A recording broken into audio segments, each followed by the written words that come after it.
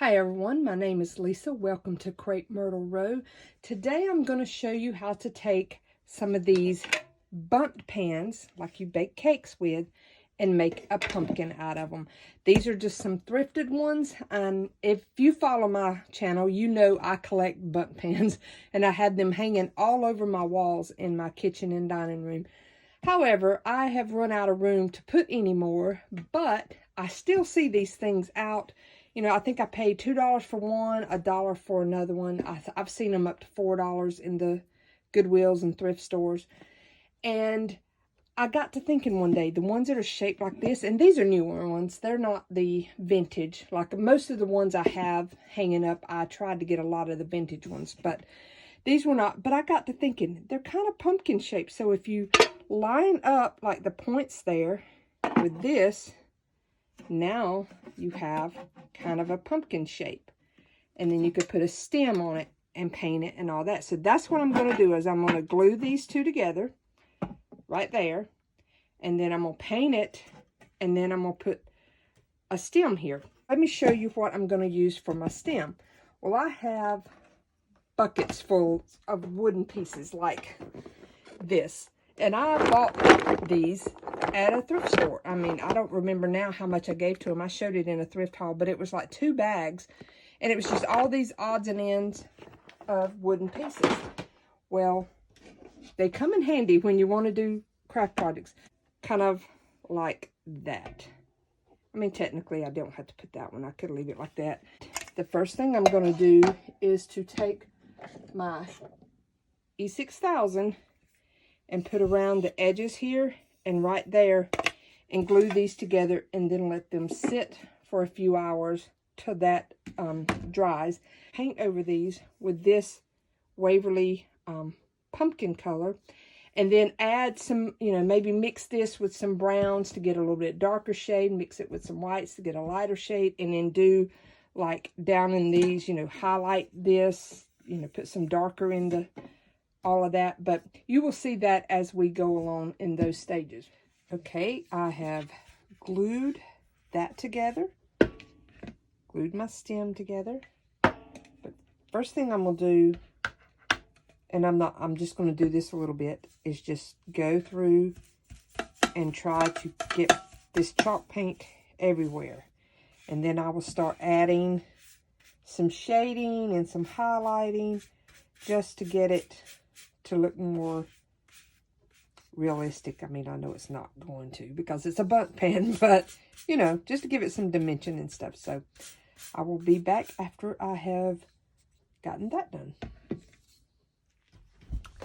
So as you can see, I have finished painting the whole thing. I've got it glued together, painted, and now I'm just going in and I've taken this color that I used on it, and then just a brown that I had on hand. Oh, I'm trying to put it in the camera here. Just took those two colors, mixed them up, just kind of got this kind of yucky brown, but I'm just wanting it for shading, and then I'm not being very precise. I mean, I'm just like literally going into the grooves here and then just swishing back and forth.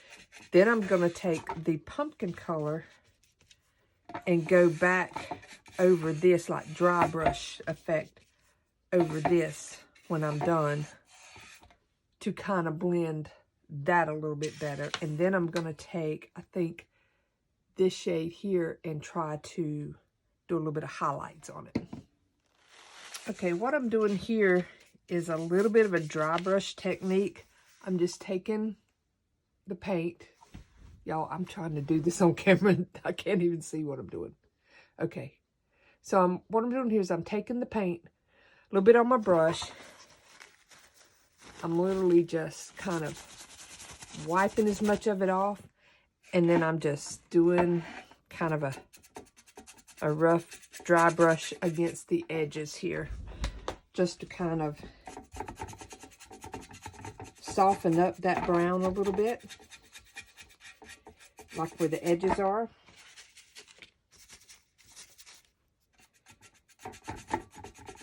It just makes it not quite as harsh of a line there. And then I'm going to use some antique and wax on this when I get through to kind of blend it even better. But that's the gist of what I'm doing here. And then I'm going to go do the highlights next.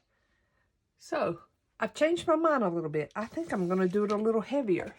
See in this spot right here, how it's more blended versus when I just dry brush over it there. Y'all excuse my fingers. There's paint all over. I think I kind of like this look better. So, I think that's what I'm going to do. Just do it a little bit heavier, you know, with the paint on the brush instead of trying to wipe so much of it off. So you can see, and there's like really no wrong way of doing it. When you're dry brushing and stuff, I mean, you just kind of go with it. If you get too much paint on there, wipe it off. But I think I kind of like that. So it's just making it more of a subtle line instead of such a definite line.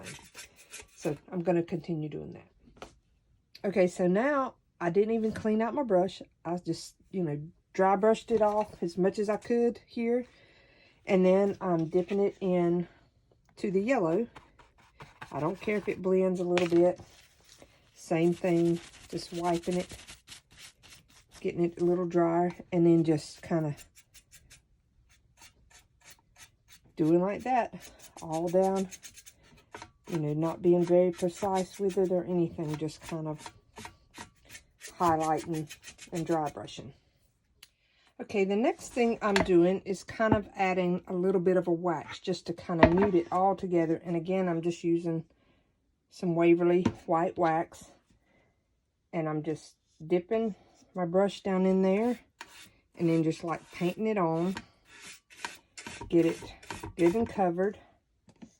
And I'm just working in little small sections at a time. This helps seal this paint also, so it won't chip off as easily as it would without it. So like once I get it kind of on there, then I just take one of these napkins or a paper towel or whatever you have, and then just start wiping it off. And as I do that, it kind of almost like it's blending the colors in better. See how that looks more blended than that? So I'm going to continue doing that all the way around. So now I'm going to show you the difference in the waxed side and non-waxed. So I like that better, but again, like I said, that side would be fine. That look has a little bit more of the primitive look to me,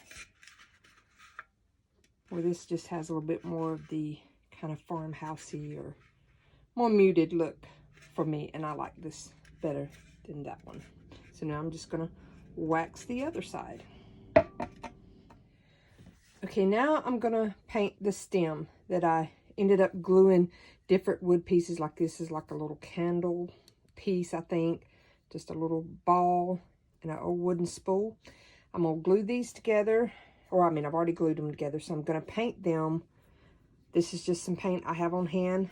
I think that color would do well. And then do the antiquing with the brown wax on that. And then I'm probably going to tie some like lace ribbons or some raffia or something around this before, and then glue it into that. So I painted it.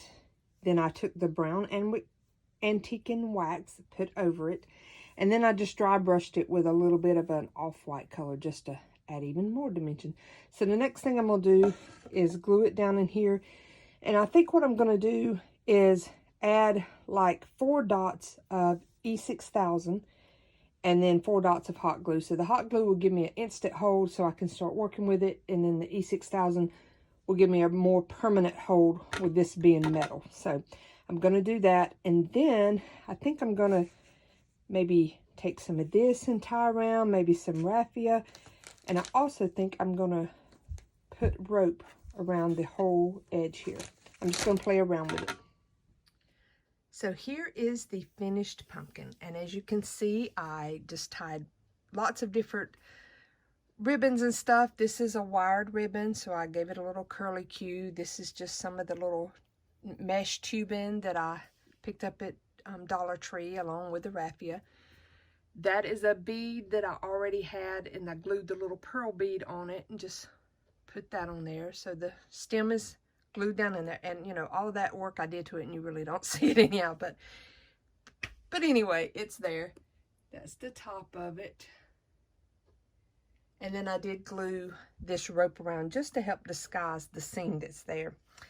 And I'm loving the way it turned out. It's more shabby chic, but I hope you enjoyed this video. And if you don't already subscribe to my channel, I would love for you to join my YouTube family and hit that notification bell so you'll be notified each time I upload a video. Also, come over to Instagram and Facebook. I'm Crepe Myrtle Row on there also, and join me there. Y'all have a very blessed day. Bye.